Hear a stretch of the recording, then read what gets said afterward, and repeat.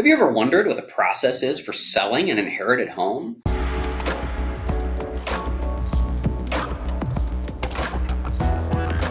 Inherited home? Well, I'm Josh with Lavik and Associates, and our real estate team is here to help people buy, sell, and invest in real estate in the Madison area.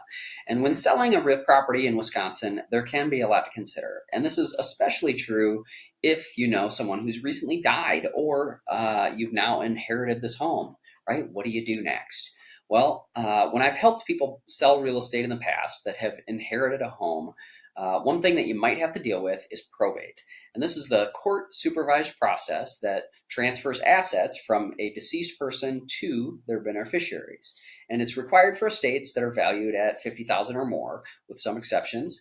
And the court will often appoint a personal representative to help manage the assets, help pay bills and taxes, etc.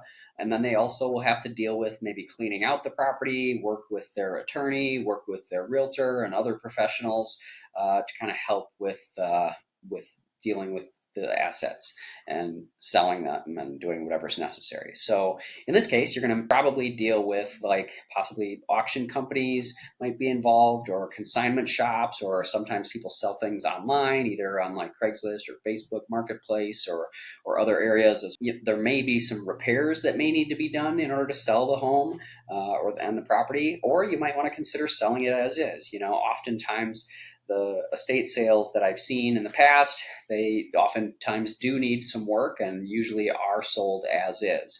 One of the reasons is that the disclosure requirements actually are a little bit different. They're oftentimes, if you're selling property that you've inherited and haven't lived there, and you're the personal representative, then you're oftentimes exempt from having to fill out the real estate condition report and disclose defects that oftentimes you probably don't even know what defects might exist. So that's why that exemption exists.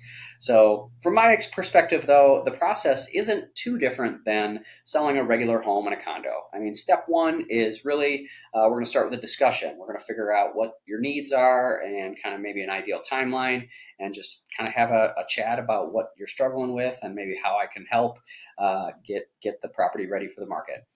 Step two, then we're going to set up a meeting, usually in person. Again, we'll kind of review kind of that ideal timeline and start to solidify other people and other vendors or contractors or whoever that may need to be involved that can help prepare the property for the market. Step three, then we can just decide what's going to be the best option for you in terms of how we want to sell this and promote the property. Are we going to try to sell it maybe more as is? Are we going to price it a little bit higher or lower based on sort of our target market? One of the reasons we've developed our Snap Home offer on our team is that this is a program absolutely designed for people that really want to just sell as is, and the property oftentimes maybe needs some work, okay?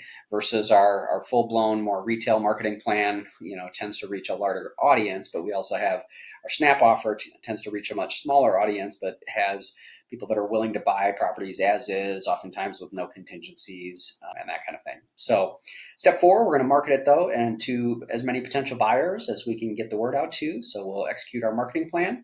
And then step five, we'll just, that's when we would negotiate an offer with a potential buyer and then help work through any of the contingencies and the negotiations to work towards a successful closing. I hope you found this helpful so far. That's kind of a little bit on the process of selling an inherited home. Our role and some of the things we've done, though, is we have put together our quick start guide to downsizing, which has a whole bunch of tips and suggestions on things you need to do and how to deal with the stuff. Like if you have a house full of stuff, what do you do? How do you deal with it? What do you do next? And then also a list of other resources and recommendations for people to put together that can help in that process when selling an inherited home, or any home for that matter. Anyway, if you found this video helpful and you want to talk with our team a little bit further about how we can help, feel free to give us a call, 608-440-9886. Again, 608-440-9886, or you can visit us online at joshlavik.com and reach out to us on our contact form there, and we'll set up a time to chat more. Hope you found this video helpful. Again, I'm Josh with Lavik and Associates.